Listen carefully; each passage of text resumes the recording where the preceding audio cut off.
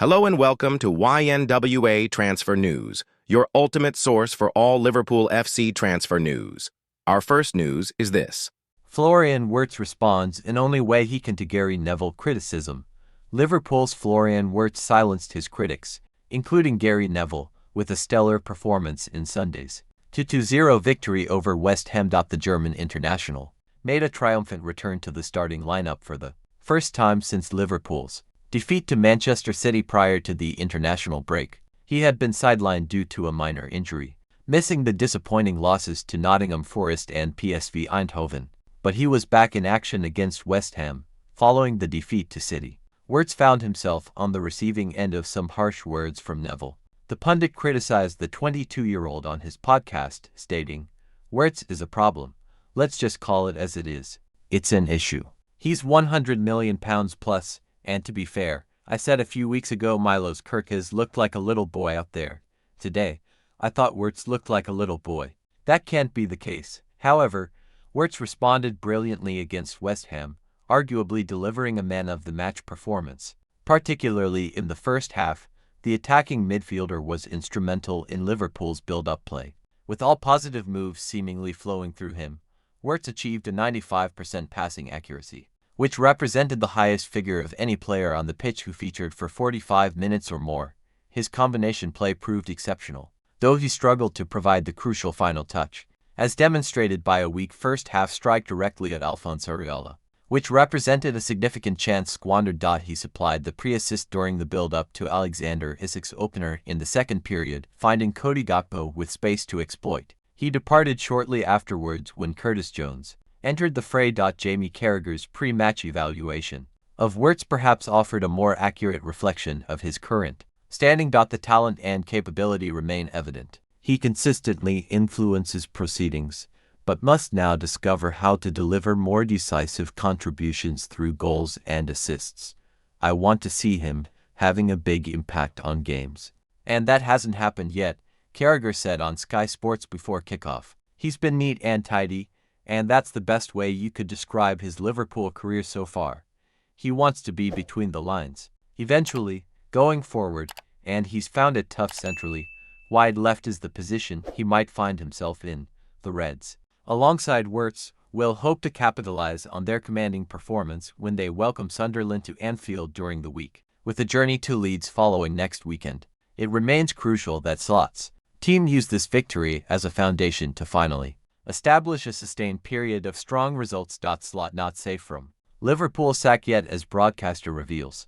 Fsg's top choice to become new boss, Liverpool, continued to make contingency plans for life after Arne Slot, after a divisive figure revealed their plans to appoint one of Europe's leading coaches as his successor and their immediate plans for an interim boss. While our sources can reveal what the Dutchman must do next to ensure he survives, the Premier League champions claimed a much-welcomed and pressure-relieving 2-0 win at West Ham on Sunday to climb back to 8th in the table, to move within 3 points of a top 4 spot. That victory, courtesy of goals from Alexander Isak, only his second for the club, and Cody Gakpo, ended a run of 3 straight losses for Liverpool. Indeed, going into the game at the London Stadium, the Reds had lost 9 of their last 12 games, heaping incredible pressure on Slot and prompting talk that he was facing the sack to gather serious pace.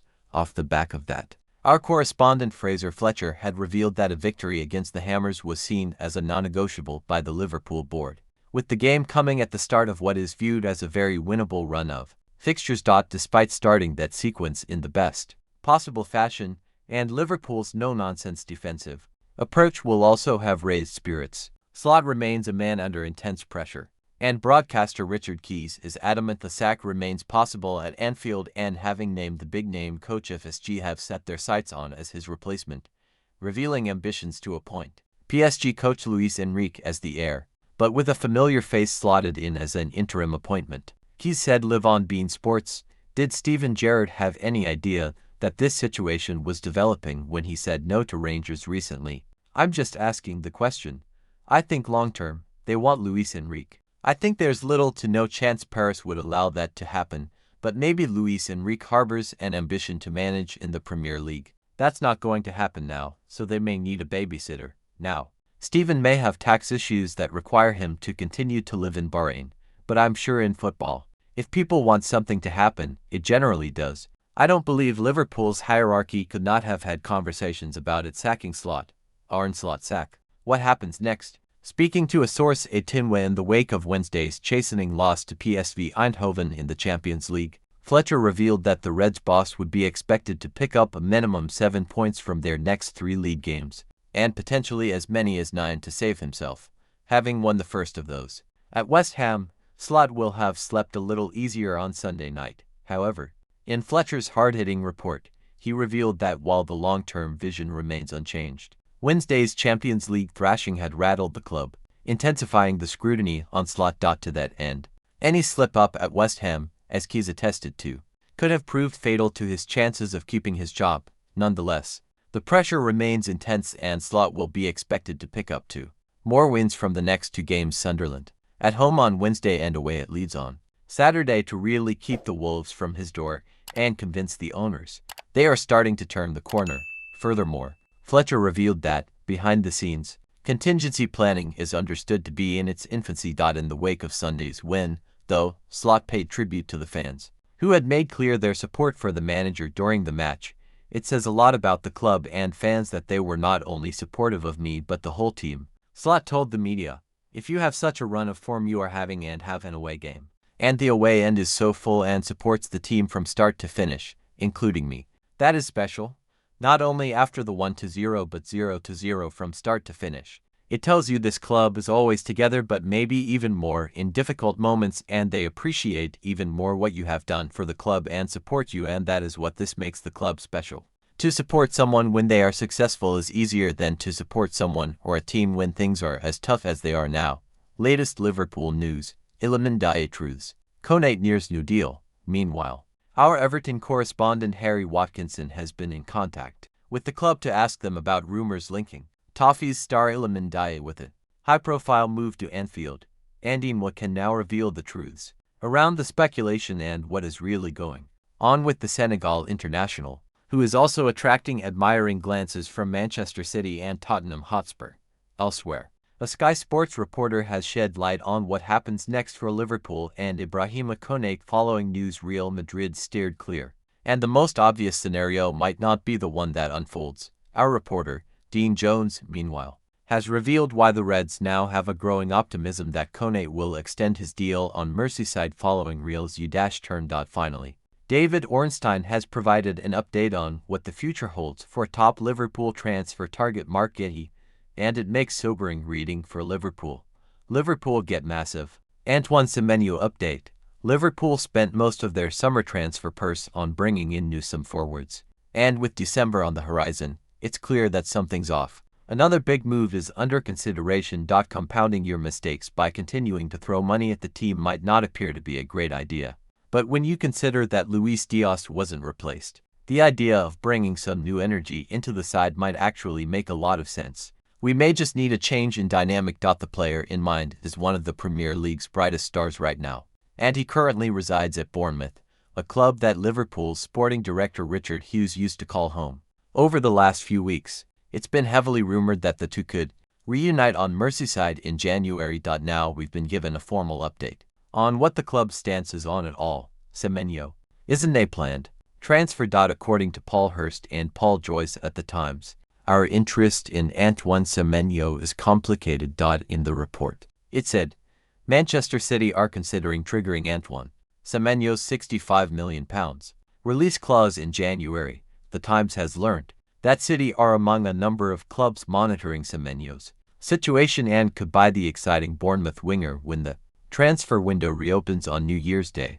Liverpool have also been linked with the 25-year-old. Their sporting director, Richard Hughes, signed him for Bournemouth when he worked at the South Coast club, although they had not planned to enter the winter transfer window after spending more than £400 million on new signings in the summer.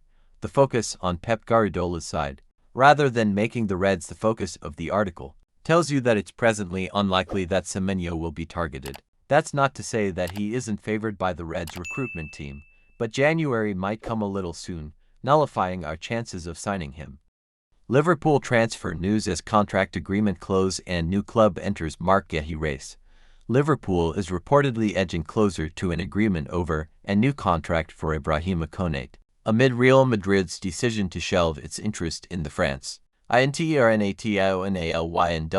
reports that Liverpool has started to see fresh promise that an agreement with Konate could be reached after months of slow negotiations. The Reds will not pay over the odds to try and keep Konate, but their negotiating position has been strengthened and Konate's weakened by Madrid's change of heart.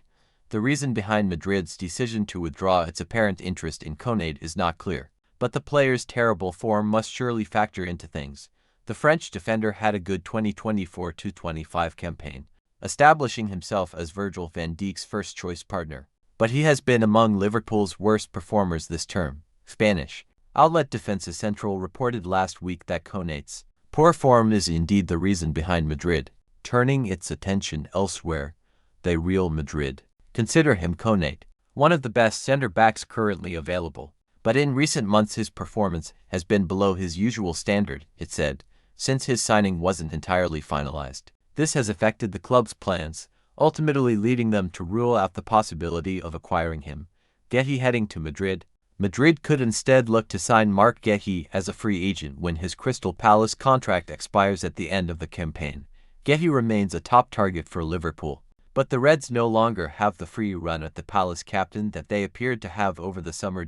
Palace agreed to sell Guéhi to Liverpool on deadline day, only to pull the plug on the deal due to Palace manager Oliver Glasner's concerns over a lack of squad depth. Liverpool is now likely to face plenty of competition to sign Guéhi in 2026, because a transfer fee will not be required to sign him.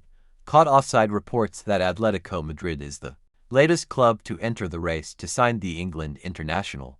With Diego Simeone's back line currently going through a transitional period, Guéhi is viewed as an appealing option on a free transfer, with the player's leadership skills, tactical awareness, and composure all viewed as desirable traits by Atleti's manager.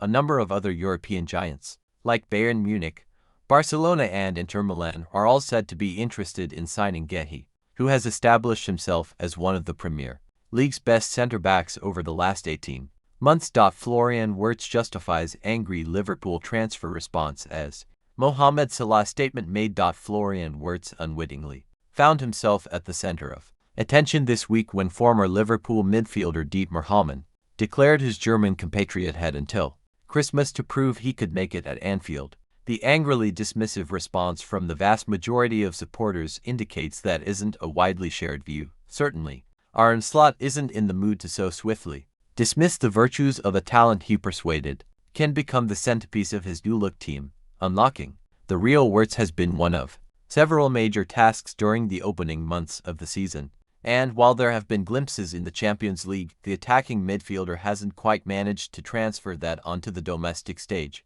This, then, was a strong step in the right direction, having been absent and, it must be said, missed in the last two games. Wirtz was recalled into his preferred number 10 role. His constant creative contributions deserve better reward during the first half, although the player himself perhaps should have done better when firing one opening at West Ham goalkeeper Alphonso Areola. Wirtz's persistence, though, paid off with a clever through ball, finding Cody Gakpo in space inside the area to create Alexander Isak's opener. He was Liverpool's stellar performer by the time of his substitution. With 15 minutes remaining, Wirtz now needs to become one of the first names on Slot's team sheet. Gomez, challenge awaits.